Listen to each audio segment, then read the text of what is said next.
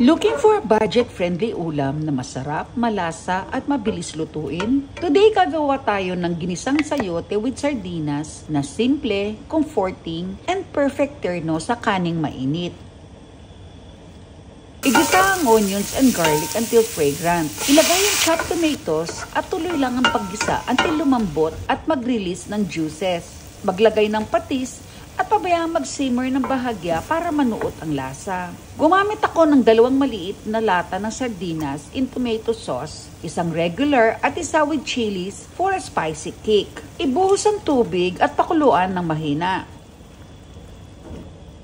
Add the sayote and cook until tender crisp. While waiting tayong lumambot ang gulay, pakishare naman sa comment section ano pa ang favorite ways mo to level up canned sardines para matry rin ng iba. You can break the sardines into smaller pieces or leave them whole. Timplahan ng salt and pepper according sa panlasa. Give the dish a final stir at ready to serve na.